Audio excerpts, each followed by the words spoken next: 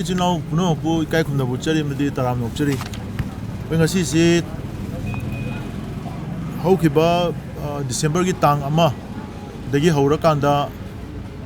Noma Kangdana Nutigi, Mitkuntrani, Chubna, Tama Chubna Chatarakiba, Dugulaba,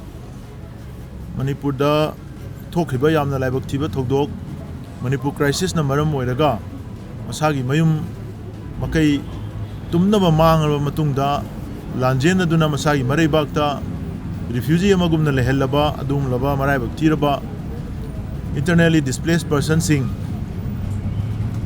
amadi Cocomi ga kuchamna rakanda punna changjalakhiba adum laba khongjang adu ga mari leinana aikoi December gi tang amadagi ngasi phawasi nongmal chithadana Manipur gi governor Amadi Manipur Chief Secretary da reminder memorandum nutigi copy pidana officially copy sing receipt to handana ekoi gi proposal sing demand sing lona government na July gi tang ahumda Manipur gi civil society sing mafam da pirakhiba thajaba du thabak to ontho Matam Yamdre, Matam Kitangaire had an Aquena Piltoroga Lakibani. Adu Hariba, Madugi Tama Chumna, a Piltoropadu, Nasi Tama Mapung Parki Pogalwenana, Akogi Apil Singadu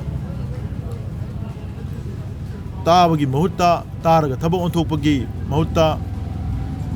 Tabamata Pakalapa, Amadi Equator Chapchana Madugi, Asingba report Ama Pirakidabana Maram Werakanda. Makoina Tagiba Matamadu, Masigi Numidashida, expire ore, Matam Loire, Akoya Tanakiba Matamadu, deadline Adu Matam Loire, Habasi, An Muktada, Yang from the Lautopcheri. Machina Maram Weraga, Tamachum the Pikiba memorandum sing Adugi, Nasi Povada, Paliba Lengak, President Rulgi, administration, Amadi head of the state, when Nasi administration Pariba, Manipuri governor, Amadi chief secretary na. Makalamatagi Equida official oina Pakum Mama Pok Pirakide, Hoju Powda Queda Pokum the Piracolate. Machina Maram Weraga IDP Chinau Sing Nasi Povda Koi Masamasagi Kemta, relief Kemta Chap Chaba clarity Malatana Chap Chaba Makoisi Yumda Numida Subogi Manunda, Sweden Hanzelagani Hibagi. Guarantee amata yaudana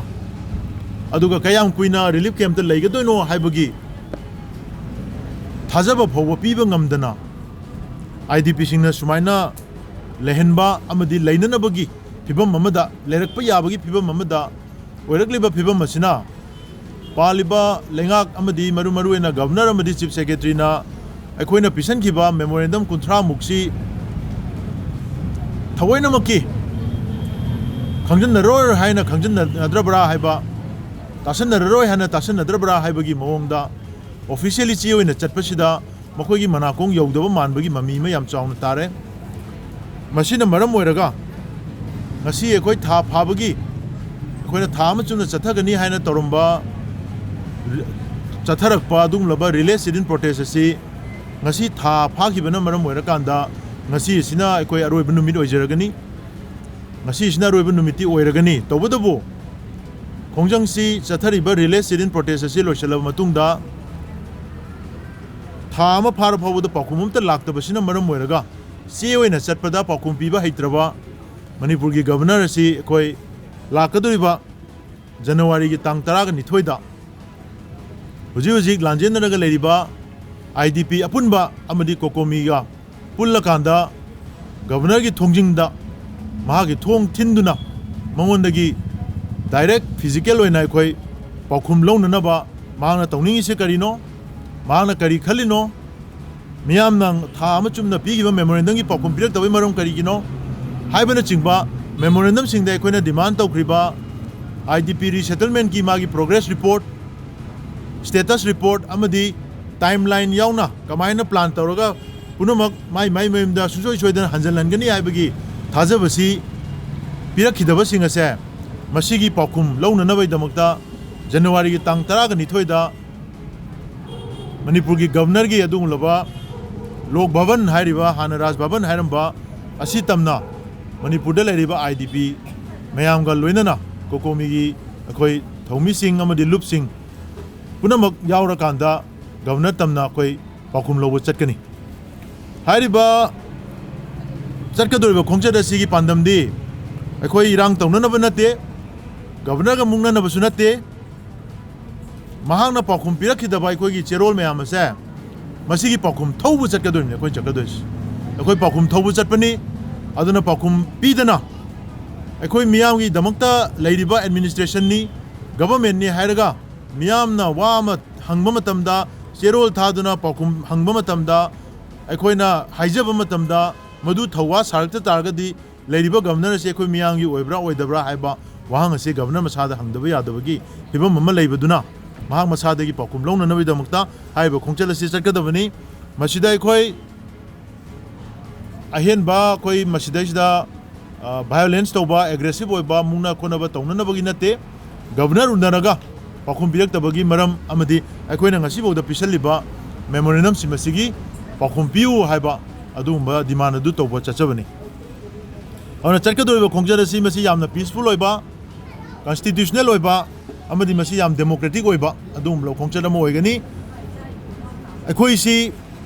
sida leiriba IDP singasi lamdam masigi citizen ni makhoi si masagi mama leibakta masagi mareibakta refugee amagumna lanjennaraga leheliba sina makhoi gi human rights asi chahi ani ga makhai hena ngak pangamdana fail ohelaga human rights failure gi achauba accountability gi issue ma leiba sina lenga ki mafamda masigi accountability se koi fix to changi aduna accountability si manipur da santi hanjanba haibase awana tarba masagi mareibakta lanjennaraga leiriba human rights phangdana basic human rights phawa phangandana leiriba mayam asibu masi karigi sumaina tholibno habase masigi accountability si lenga ki mafamda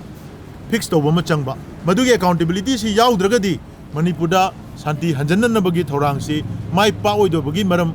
asina khwairi choba maram mamu oigani aduna state ki lenga ki maikai dagi asuk sangraba thamagi matamasida tuminna lesangiba wamata hairaktaba kari tawgadori haibabu phongdoraktaba sina maram oirakanda state asigi mafamda manipur miyamna achauba thajaba mangba amadi khoiram khoisauna nabagi maram se masina su ohele masina maram oiraga asigi leiriba phiba masina su makha chatharakpa taragadi manipur gi miyamda khoiram khoisauna ba hengalakpana maram oirakanda ona tainaba administrative inaction nasina administration asi fail oiraba aduna manipur dagi president rule asi akhoi delhi da hanginaba akhoi miyam gi akan be iho ma langnabagi